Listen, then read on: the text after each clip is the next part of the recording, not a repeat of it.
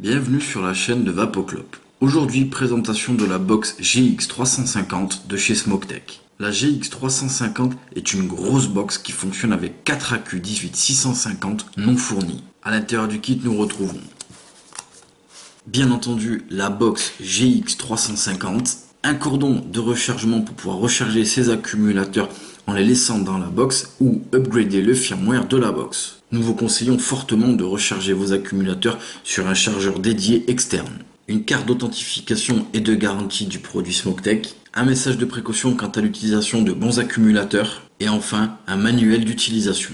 La box GX350 mesure approximativement, car vous le voyez, la forme de la box est un petit peu particulière. Elle mesure approximativement 85 par 60 par 40 mm.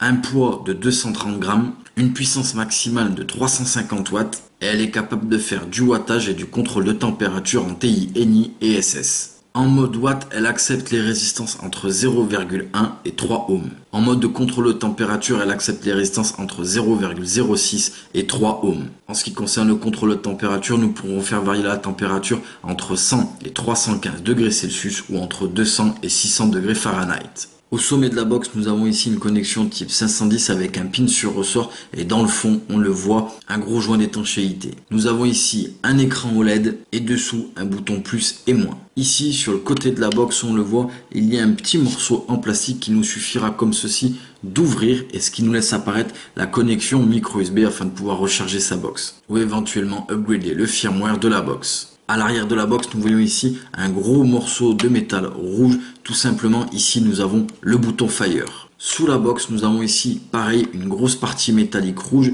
qui nous suffira ici de venir décaler et d'ouvrir pour voir le berceau des accumulateurs. Comme vous pouvez le voir, ici, nous avons les indications plus et moins pour tous les accumulateurs. Cette box peut fonctionner avec seulement 2 accumulateurs. On le voit ici, les deux sont couplés avec ces deux-là dans un autre sens. Donc on peut mettre ici seulement 2 accus. Elle fonctionnera avec 2 accus, mais aura une puissance bien moins élevée. Ici, je vais prendre mes accumulateurs que je viens mettre à l'intérieur, bien entendu, dans le bon sens. Celui-ci, le plus en haut. Celui d'à côté, le moins en haut.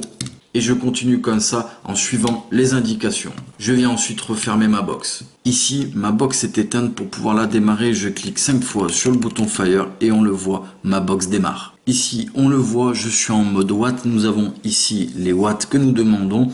Ici, nous avons bien entendu le sigle watt. En dessus, nous avons le sigle N pour normal. Nous reviendrons dessus juste après. Nous avons ici les 2 témoins de charge, pardon. Dessous, nous avons les volts qui vont dépendre des watts demandés par rapport à la résistance. Ici, nous avons la résistance. Présentement 0 puisque je n'ai aucun atomiseur monté sur la box. Tout à l'heure, je vous ai parlé d'une N que nous avons au-dessus du W. Tout simplement, ici, je vais cliquer sur le bouton Fire et le bouton de droite. Je clique brièvement une fois et on le voit, il me demande la force. Nous avons soft, normal et hard. Tout simplement, ici, en fonction du mode choisi, la box enverra 15% de moins ce que nous demandons ou 15% de plus sur les premières secondes. Ici, je vais appuyer sur le bouton Fire et le bouton de gauche en même temps et on le voit, il me demande mode watt ou mode température. J'étais en watt, je vais passer en température, je clique et on le voit ici.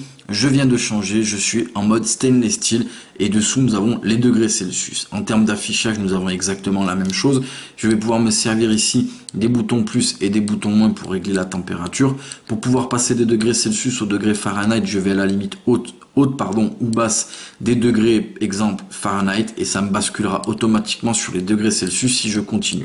Vous l'aurez compris, ici je vous ai montré les menus rapides, car vous allez me dire, on ne peut pas régler ici le stainless steel. Mais si, tout simplement, les manipulations que je viens de montrer, je l'ai dit, mais je le répète, ce sont un menu rapide. Pour pouvoir rentrer dans les sous-menus, le menu profond, je vais cliquer 3 fois sur le bouton Fire et là, je bascule sur le menu profond. Pour pouvoir changer des différents menus, je peux cliquer sur le bouton Fire, utiliser le bouton plus, le bouton moins. Pour pouvoir rentrer dans les menus, je dois rester appuyé sur le bouton Fire. Ici, nous allons aller dans le menu mode. Je reste appuyé et là, on revient comme si on était au menu rapide, c'est-à-dire watt ou température. Si je suis en watt, je sélectionne, il va me demander de choisir soft, normal ou hard. Je reste sur le normal, je reste appuyé et je rebascule en mode watt. Maintenant, nous allons aller dans le menu de température contrôle. Ici, température, je reste appuyé. Je vais pouvoir régler les watts de départ, car il faut régler les watts de départ. Ensuite, c'est la température qui viendra bloquer votre atomiseur. Ici, je suis réglé à 55 watts. Je reste appuyé. Ici, il me demande de choisir entre le stainless steel, le NI ou le TI. Je vais me mettre en TI. Je reste appuyé. Je peux ici régler le coefficient de chauffe.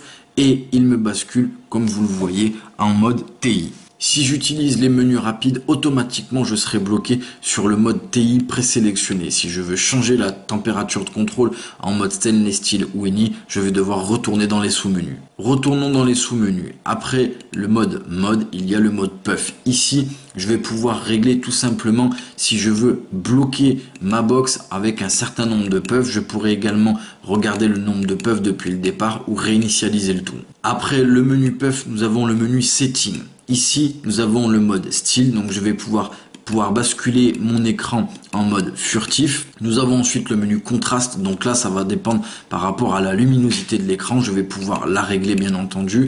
Après le mode contraste, nous avons le mode screen, donc je vais pouvoir orienter mon écran, le basculer pour les gauchers ou les droitiers. Nous avons ensuite le menu Adjust Home, je vais pouvoir ajuster ma résistance ou la bloquer. Nous avons ensuite le menu Download, donc là je vais pouvoir upgrader le firmware de ma box si la marque le demande. Après le menu Setting, nous avons le mode Power, tout simplement c'est par là que je vais pouvoir éteindre ma box. Ici, je reste appuyé, je bascule sur Off en appuyant sur le bouton Fire, je reste appuyé et la box s'éteint. Bien entendu, la box GX350 a toutes les protections qu'on attend d'une box à nos jours. À savoir un cut-off, une protection contre les courts-circuits, les résistances trop basses, la décharge excessive des accumulateurs. Bref, on a toutes les sécurités qu'on attend d'une box à nos jours. Voilà, en ce qui concerne la présentation et l'explication du fonctionnement ainsi que les manipulations de la box GX350 de chez Smoketek. En termes d'optique de la marque et de cible du coup visée par cette box, tout simplement, là, vous l'aurez compris, bien entendu, un vapoteur qui ne fait que vaper en watts tranquillement, même s'il débute, pourra bien entendu fonctionner avec cette box, car qui peut le plus peut le moins, mais dans l'idée de base, bien entendu, vous l'aurez compris, elle est quand même assez grosse, assez costaude, mais pour ce genre de box, elle a quand même un poids qui est respectable ainsi que des dimensions respectables. Ils ont essayé de faire quelque chose quand même d'assez compact. En revanche, on a une grosse puissance, je le rappelle, 350 watts avec des résistances qui peuvent aller quand même assez bas. Je le rappelle notamment pour le contrôle de température, on peut aller jusqu'à 0,06 et en watts, on peut aller jusqu'à 0,1 au plus bas. Bien entendu, dans l'idée, cette box est faite pour envoyer quand même pas mal de puissance